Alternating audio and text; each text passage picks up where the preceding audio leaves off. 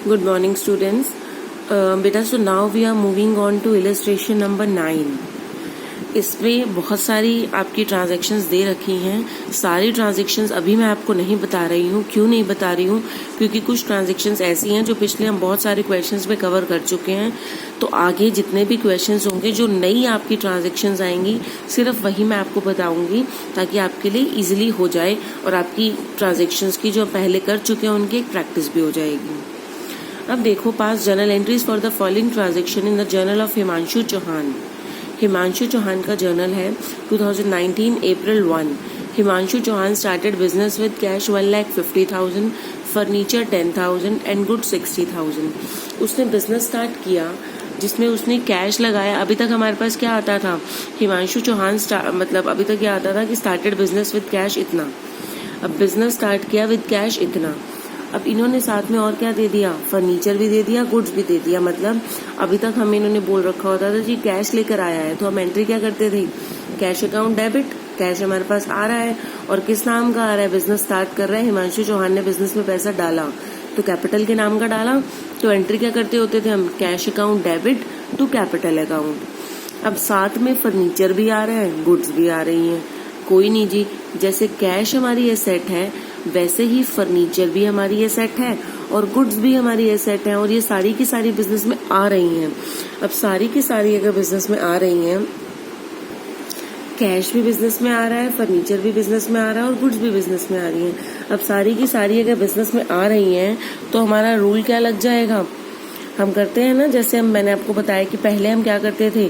Cash account debit to capital account, क्योंकि सिर्फ cash आता था कैपिटल के नाम का. अब इस टाइम पे कैश भी आ रहा है, ठीक है जी, फर्नीचर भी आ रहा है, ठीक है जी, और गुड्स भी आ रही हैं. मतलब ये तीनों चीजें आ रही हैं आपके पास. तो एंट्री क्या हो जाएगी आपके पास? भैया तीनों ही हमारी एसेट हैं, तो तीनों के ऊपर सेम ही रूल लगेगा. तीनों ही हमारी एसेट हैं तो रियल अकाउंट का रूल लग जाएगा. और रियल अकाउंट का रूल क्या होता है? जब डेबिट व्हाट कम्स इन, तो these all are things are coming inside the business. अगर ये सारी की सारी बिजनेस में आ रही हैं, ये आपकी अप्रैल 1 की ट्रांजैक्शन. कैश भी बिजनेस में आया, कैश अकाउंट डेबिट कितने का आया? कैश आया 1,50,000 का. फर्नीचर बिजनेस में आया, ठीक है जी, debit what comes in, furniture account debit, ये आया हमारे पास 10,000 रुपीज का. उसके बाद गुड्स भी बिजनेस में आई. डेबिट कितने की आई हैं? 60,000 रुपीज की. 60,000 की गुड्स आई हैं, ठीक है. और टू, ये सारी चीजें किस नाम की आई हैं? कैपिटल के नाम की आई हैं. तो टू कैपिटल अकाउंट, कैपिटल की फॉर्म में वो कैश भी लेकर आया. अब तक तो वो हमेशा कैश ही लेकर आता था. फर्नीचर भी उसके पास कोई रखा हुआ था, वो भी उसने बिजनेस में इन्वेस्ट कर दिया. उसके पास गुड्स भी रखी हुई थी, वो भी उसने बिजनेस में इन्वेस्ट कर दी. गुड्स की जगह आप साथ में परचेजेस भी लिख सकते हो. वैसे तो परचेजेस ही लिखना होता है. परचेजेस अकाउंट ब्रैकेट में लिख दो स्टॉक, ठीक है, वैसे भी लिख सकते हो. To capital account. अब कितने की आई है ये आपकी? 2,20,000 का उसने एज अ कैपिटल इन्वेस्ट किया है, ठीक है. इसकी नरेशन हम लिख देंगे. अब नेक्स्ट जो ट्रांजैक्शन हम देख रहे हैं वो देख रहे हैं, ये जो इन बिटवीन सारी ट्रांजैक्शंस हैं हम ऑलरेडी कर चुके हैं, इसलिए मैं आपको नहीं बता रही हूँ. ये आपको खुद से करनी है, इलस्ट्रेशन की भी और क्वेश्चंस की भी. अब ये बता रही हूँ, सोल्ड गुड्स टू आकृति एंड शिखा 32,000. आकृति को 20,000 की और शिखा को 32,000 की. अब वो बोल रहे हैं गुड्स आपने सेल किया है. गुड्स आपने सेल किया है तो एक तो मेरा सेल्स अकाउंट इफेक्ट होगा, ठीक है, और दूसरा अगर यही गुड्स मैंने कैश में सेल की होती तो मेरा कैश अकाउंट इफेक्ट हो जाता. लेकिन फिलहाल तो इन्होंने नहीं बताया कि कैश में सेल किया है, इन्होंने तो सिर्फ नाम बता रखा है. अब नाम बता रखा है तो डेफिनेटली ये कैश पे तो नहीं है. तो मतलब क्या है? ये क्रेडिट पे सेल किया है. क्रेडिट पे किया है तो उन पर्सन्स के नाम आ गए, उन्होंने हमारे पैसे देने हैं, अब हमने उनको सेल तो कर दिया. तो सेल तो हमेशा क्रेडिट होती है टू सेल्स अकाउंट. आकृति को कितने की और शिखा को कितने की? आकृति को 20,000 की, शिखा को आपने 32,000 की. आपके यहाँ से तो टोटल सेल कितनी हो गई? 52,000, जिसमें से आकृति ने देने हैं आपको 20,000 और शिखा ने देने हैं आपको 32,000। अगर मान लो मैं आपको इसको सिंगल उसे भी बताऊं, मान लो सिर्फ ये होता आकृति को आपने सेल किया है, सोल्ड गुड्स टू आकृति फॉर 20,000, तो सिंपल एंट्री क्या होती? आकृति अकाउंट डेबिट टू सेल्स, यही होती है हमारी एंट्री। अब साथ में एक और अलग एंट्री दे दी, Shikha account debit to sales, तो वही जो मैंने आपको बताया था ऑलरेडी, कंपाउंड एंट्री जिसको आप बोल देते हो, हमने इकट्ठा कर दिया Aakriti account debit, Shikha account debit to sales. क्योंकि देखो अल्टीमेटली मैं क्या करती,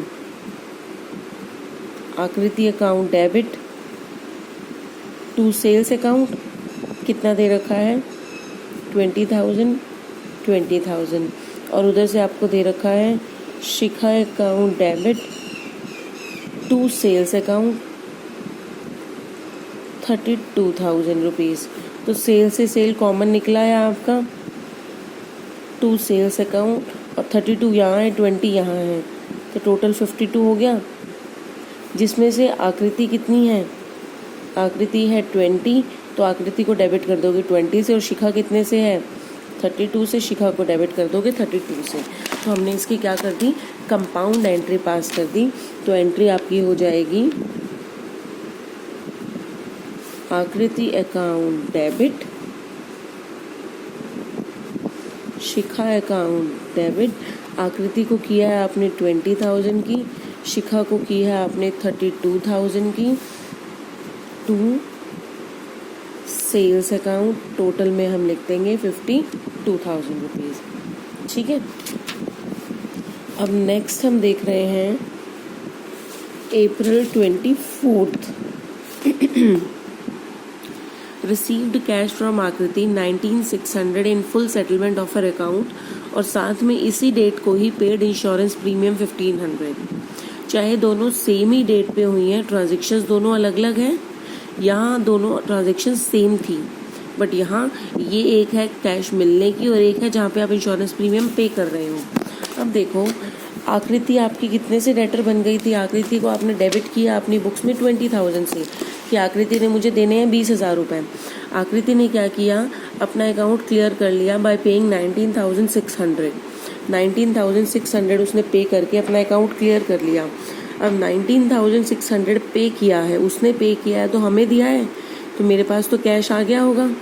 और किससे आया है, आकृति से आया है, लेकिन आकृति ने देना तो था मुझे 20,000, दे रही है वो 19,600, तो एक तरह से 400 रुपये का वो मुझसे क्या ले रही है, डिस्काउंट ले रही है। तो यहाँ पे कैश अकाउंट आया, आकृति का अकाउंट आया और डिस्काउंट अकाउंट आया। आकृति ने मुझे देने थे 20,000, आकृति को तो 20 से ही करूँगी मैं। कैश मेरे पास आया एक्चुअल 19,600, कैश को हमेशा 19,600 से करेंगे। डिस्काउंट आपने दिया 400 का, तो डिस्काउंट को हम करेंगे 400 से। अब कैश मेरी ये सेट है, मेरे पास आ रहा है ना, तो debit what comes in, cash account debit, और टू आकृति आ किससे रहा है, कैश अकाउंट डेबिट टू 19,600 आकृति से आ रहा है। क्योंकि क्यों आ रहा है, क्योंकि आकृति मेरी डेटर थी 20 से, अब 20 से थी तो पूरे के पूरे 20 से ही वापस आप उसको क्रेडिट कर दोगे, क्योंकि वो फुल सेटलमेंट में पे कर रही है, मतलब आगे उसने और कुछ नहीं देना है, फुल सेटल कर दिया उसने अपना अकाउंट। तो 400 का जो डिफरेंस है वो किस नाम का है, discount allowed account debit 400 to Aakriti 20,000 rupees.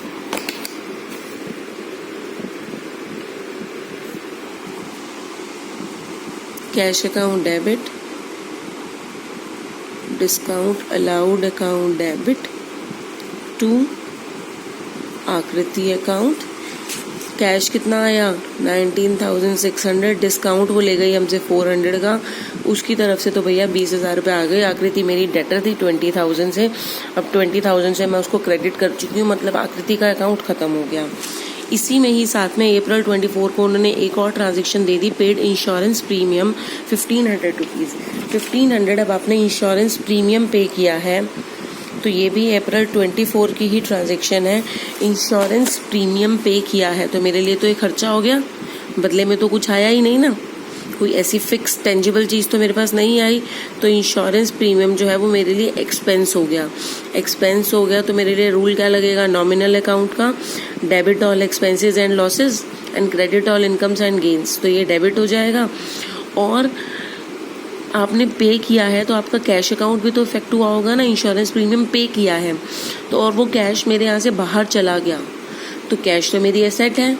Debit what comes in and credit what goes out, तो कैश को मैं क्या कर दूंगी, क्रेडिट। कैश मेरे यहाँ से बाहर गया है, कैश मेरे यहाँ से बाहर गया है 1500 रुपये। किस नाम का, इंश्योरेंस प्रीमियम के नाम का। इंश्योरेंस प्रीमियम खर्चा है, insurance premium account debit 1500 to cash account 1500 rupees. ठीक है, अब हम देख रहे हैं अप्रैल 25 की एंट्री। अप्रैल 25 को वो बोल रहा है, ध्यान से समझना, paid 2400 for insurance premium of proprietor. Proprietor कौन होता है, ऑनर। ऑनर कौन है यहाँ पे, हिमांशु चौहान। हिमांशु चौहान के नाम का इंश्योरेंस प्रीमियम आपने पे किया है फॉर प्रोप्राइटर। अब भैया अगर वो ये कह रहा है कि मैं बिजनेस को पैसा देता हूँ, मैं और मेरा बिजनेस दोनों अलग अलग चीज़ें हैं। If you remember, as per business entity concept, मैं और मेरा बिजनेस दोनों अलग अलग चीज़ें हैं। तो भैया आप दोनों अलग अलग हैं तो इंश्योरेंस प्रीमियम पे करना तो आपका पर्सनल खर्चा है, आप बिजनेस से क्यों निकाल रहे हो। अब ये पर्सनल खर्चा अगर आप बिजनेस से निकालोगे तो दिस पर्सनल खर्चा is called what, is called drawings. तो दिस पर्सनल खर्चा इज ड्राइंग्स। तो ये ड्राइंग्स हो गई। तो चाहे उसने अपना इंश्योरेंस प्रीमियम पे किया हो, चाहे उसने कुछ भी लिया हो, उसने बिजनेस से निकाले हैं 2400 रुपये अपने पर्सनल यूज़ के लिए। तो बिजनेस से निकाले हैं तो हमें कोई मतलब नहीं है उसने किस पर्पज़ के लिए यूज़ किए हैं। मैं तो इसको लिखूंगी ड्राइंग्स अकाउंट डेबिट, ठीक है। और कैश मेरे यहाँ से बाहर चला गया टू कैश अकाउंट, कितना है 2400। तो सिंपली हम एंट्री कर देंगे drawings account debit to cash account 2400 rupees. साथ में वो बोल रहा है, नेक्स्ट देखते हैं हम, ये बीच के आपसे हो जाएंगे, अच्छे से करना है, इनको नहीं समझ में आए तो यू कैन आस्क मी। अप्रैल 28 को paid for advertisement 2000, salary 8000, rent 1600। एक ही डेट में अप्रैल 28 को आपने एडवर्टीजमेंट के लिए दिए 2000 रुपीज़। अब एडवर्टीजमेंट के लिए दिए आपने 2000 रुपीज़। एडवर्टीजमेंट मेरे लिए क्या है, एक्सपेंस है। सैलरी के लिए आपने दिए 8000 रुपीज़, तो ये सैलरी भी मेरे लिए एक्सपेंस है। और उधर से आपने रेंट के लिए दिए हैं 1600 रुपीज़, भैया रेंट भी मेरे लिए खर्चा है। तीनों ही मेरे लिए खर्चे हो गए और एक ही डेट पे मैंने तीनों की पेमेंट की है। तो ठीक है जी, तीनों की पेमेंट की है तो मेरे यहाँ से तो टोटल कैश मैं देखूंगी तो 8000 और 2000 10,000 प्लस 1600 11,600 मेरे यहाँ से तो बाहर चला गया। अब बाहर चला गया तो टू कैश तो मैं कर दूंगी, टोटल कितना आ रहा है 11,600। अब इसमें से क्या पता कि रेंट के नाम का कितना गया, सैलरी के नाम का कितना गया है, तो हम इसको लिखेंगे रेंट के नाम का गया है 2000, तो रेंट के नाम से 2000, सैलरी के नाम का गया है 8000, तो सैलरी के आगे 8000, और उधर से आपका थर्ड गया है एडवर्टीजमेंट के नाम का। एडवर्टीजमेंट के नाम का आपका गया है 1600 रुपीज़। तो टोटल हमने डिफाइन करके बता दिया जी, रेंट के नाम का इतना, सैलरी के नाम का इतना, एडवर्टीजमेंट के नाम का इतना, टू कैश, टोटल कैश मेरे यहाँ से बाहर चला गया। अगर मैं करती तो सिंगल एंट्री पास करते, मान लो ये बोल देते रेंट पे किया है आपने, रेंट पे किया है तो हम एंट्री क्या करते, rent account debit to cash, तब ये दोनों चीज़ें नहीं देखते। अगर वो बोल देते सैलरी पे की है तो एंट्री हो जाती salary account debit to cash. अगर वो बोल देते एडवर्टीजमेंट के लिए एक्सपेंस पे किया है तो एंट्री हो जाती advertisement expense account debit to cash. अब वो तीनों को अलग अलग करते, हमने क्या किया, तीनों को इकट्ठा कर दिया, रेंट जैसे हमने प्रीवियस एंट्री में भी किया था, rent account debit, salary account debit, advertisement expense account debit to cash account. ठीक है बेटा, इतना ही करना है आज के लिए। कोई भी प्रॉब्लम आए तो you can ask me. Thank you.